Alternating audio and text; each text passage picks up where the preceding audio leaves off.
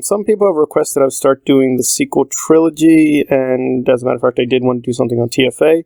So this is both a prelude to TFA and my analysis, as well as some extra news we now have about the ongoing Palpatine clone saga. And this is really quite huge news, but of course, given the current crisis, and we all know why, this is probably swept under the rug. But let me just set it up for some people who are a little bit behind on Star Wars news. Now, the usual story has been that Rian, by killing Snoke so early, put JJ in a no-win situation. Now, Colin Trevorrow was set to do Episode 9, but dropped out, and a major reason seems to be the Palpatine issue. He just thought, no, I can't do Palpatine. JJ came back in, but Rian really screwed him over, so he did what he could. And we now know this is not true. JJ always had the idea of bringing Palpatine back as a clone in Episode 7, and this comes to us from Roger Guyette, who's the visual effects person at Lucasfilm. If you've seen Revenge of the Sith, he's the person behind the Mustafar sequence. That's the volcanic planet that Vader and Obi-Wan fight. Roger was behind that. He actually did some extraordinary things. He apparently shot a real volcano to be inserted into the sequence. In any case, Guyette reveals that JJ told him, yeah, we were gonna do Palpatine, and they had started beginning work to do it. And it would not be the same version we see in Rise of Skywalker, where we see Ian McDiarmid and all those tubes and everything.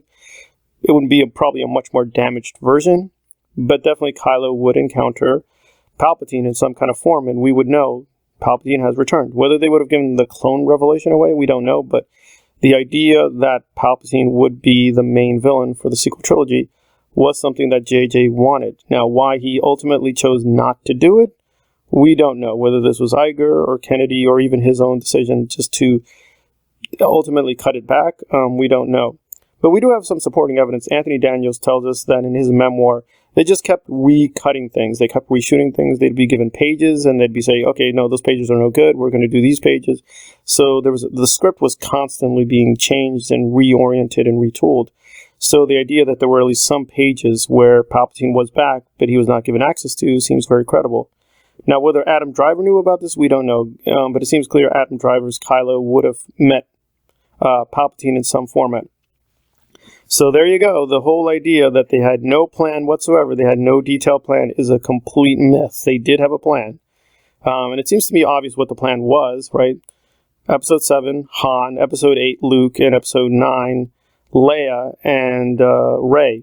Now, whether Palpatine would have come back at the end, we don't know that for sure. But if JJ had done what he wanted to originally do, yeah, the trilogy would have been basically Leia and Rey taking on Palpatine at the very end. And we know what happened. Carrie tragically passed away. Snoke was killed off. But JJ was not completely in shock. And so he wasn't, totally unprepared to do the next thing when he came back in. But Colin has been very clear that for him, his Episode 9, Palpatine at best was a minor thing. He does come back in his script. And in the Duel of Fate script, Palpatine does a little cameo as a hologram. But he himself did not think bringing Palpatine as a major villain was the good idea for the film. And JJ steps back in, and he did it. Now, of course, does this really change things with Rise of Skywalker?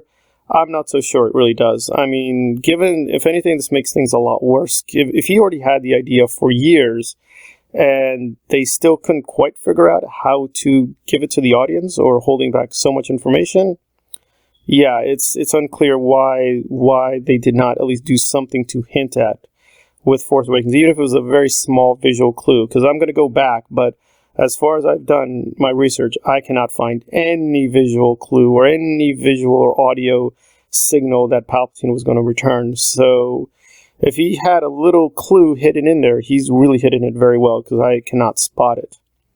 So that's the informative end of this news. That, yep, JJ did want to bring Palpatine, and he wanted to bring him back since Episode 7. Now, was this even a good idea?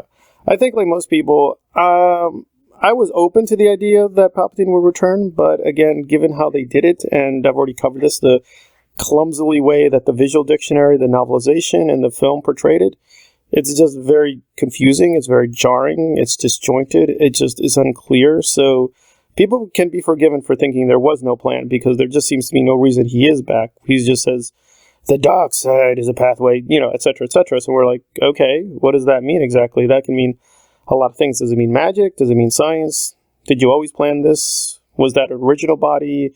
Return of the Jedi, etc., etc. So it just still left a lot of questions unanswered. And given that he had the idea that Palpatine was going to be the villain, that seems very unsatisfactory.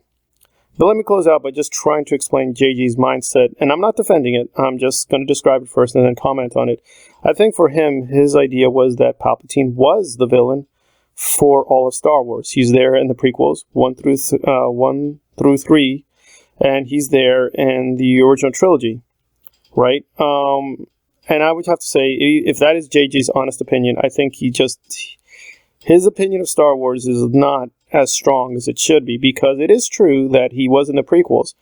But if you actually look back, he really is not that much in Empire.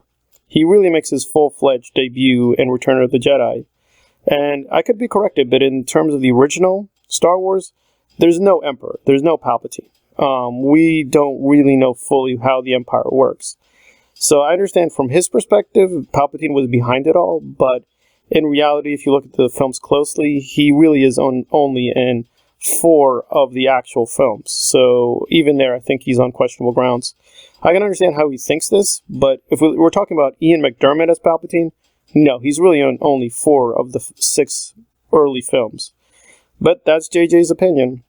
And I myself am going to do a little bit more on this, but I think the fatal problem was not Palpatine, but making him central.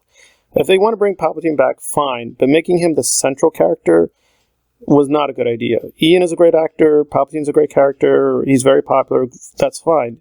If he did a huge number of scenes even, if he was in the movie for a long amount of time, that's fine, but making him so central, I think, was fatal. I think they should have used something else, whether Palpatine was in the background or even he was helping Rey. Maybe a bigger threat was there and he made a devil's bargain with the Resistance. That would have been more interesting.